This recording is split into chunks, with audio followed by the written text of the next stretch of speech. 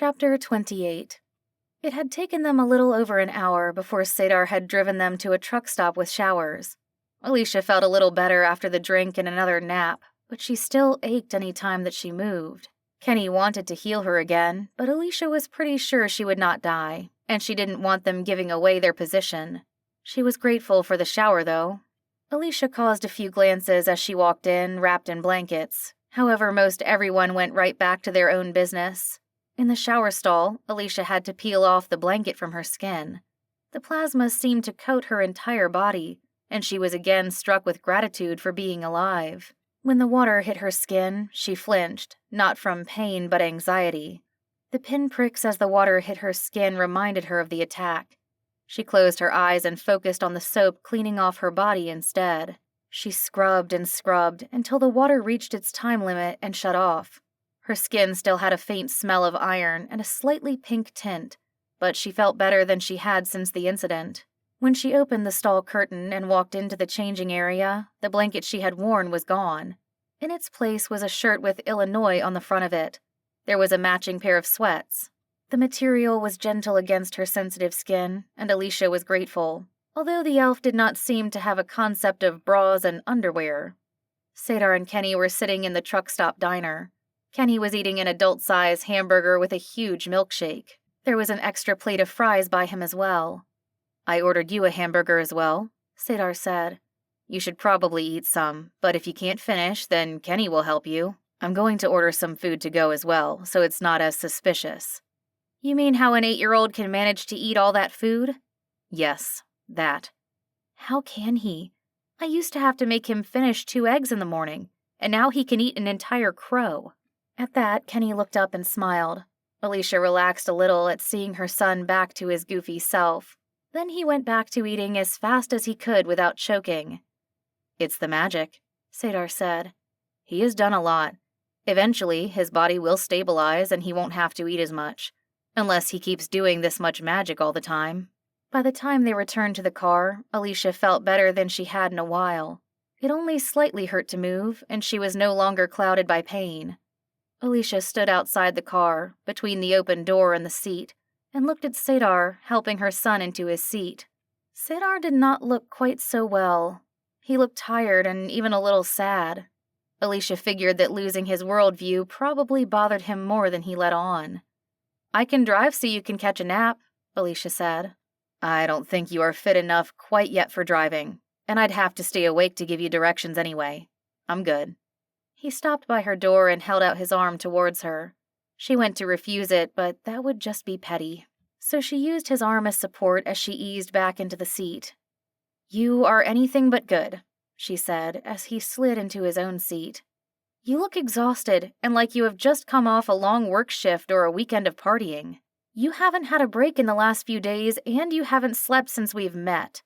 Do elves not need sleep?" Alicia looked in the back seat.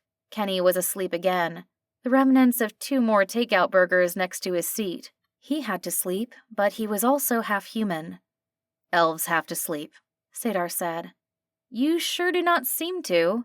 I have never once seen you sleep." They eased out of the parking spot and drove past lines of parked trucks. The freeway was not far behind them, but when Sadar turned into the street, he kept the frontage road. "I'm a warrior trained to defend the Royal Elven line. I have learned to control my sleep and not do it in front of an enemy. I imagine your human warriors have similar abilities. Besides, I have managed to take a few naps when we were not around each other." "Am I your enemy?" Alicia turned to him with concern on her face. Sadar glanced at her briefly, meeting her eyes, and then turned back to watch the road. He paused, considering his words before he spoke. "I never viewed you as an enemy. However, we have also never been allies. You do not trust me. When you look at me, you broadcast your disgust and mistrust. So I have chosen to be cautious while I'm around you." "You never really gave me a reason to trust you. Not until you started thinking about what was best for my son." "You're right. I had spent so many years following the king that I would have taken your son right to him had I known where he was. I can never atone for what I did to you and many others. However, I will continue to try. I will start by swearing to you that I will protect your son with my life. He is the last prince to the elven throne. He is my people's last hope. I will let no harm come to him." Alicia stared at him. His passion and commitment were undeniable. Yet he had already changed his position more than once, and it would take more than a few hours to completely remake a person, although even 9 years ago she was able to see the good in him. Right now, she had no choice. She couldn't keep her son safe. Last night had proven that. At least this way there was a chance that Cedar would save him. Alicia turned away and rested her forehead against the cool window. Her head had started pounding again. She was not as recovered as she had thought. When Alicia awoke, Cedar was pulling into a parking lot. They were in a city again, in a small shopping center. The sun was barely visible in the sky, and there wasn't yet much movement outside. "Is this the place?" Alicia asked. "No," he replied. "They will be able to tell where we cross over. We will enter here, then we will have to travel the city on foot." They got out of the car and grabbed their belongings. Alicia had to wake up Kenny, who was groggy. They walked over to a nearby gas station and picked up a few bags full of prepackaged pastries, protein bars, and candy bars. Alicia's eyes had widened at the selection, but Cedar insisted that Kenny would need to eat all the food over the next day or two. Alicia picked up her and Kenny's bags. They now bulged with convenience store food shoved into every free space. The food must have weighed a lot, because Alicia had to strain to lift them both and carry them after Cedar and her son. She knew it wasn't the food causing the strain. Her body still wasn't fully healed. How was she going to manage to walk through the entire city this way? There was a small decorative lawn that housed a few trees and bushes. There were buildings on one side blocking it from the freeway. It seemed that no one was around. They walked towards it. Cedar checked over his shoulder continually to make sure that no one was noticing them. Cedar knelt in front of Kenny and took his hands in his. "You have been to the in-between before." It was not a question, but Kenny still nodded his confirmation. "You know that it can be—" He paused, looking for an appropriate word. "Overwhelming when you first shift? The distortion should go away for you quickly. However, some of the humans that have come over never lost the distortion. I need you to stay with your mother no matter what. Do not lose her.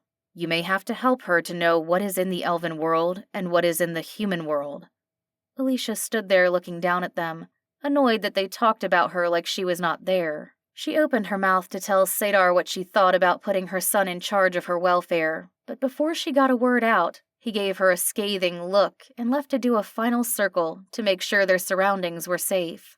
She would not be the weak one in their party. She had worked so hard at not being vulnerable for the last 9 years.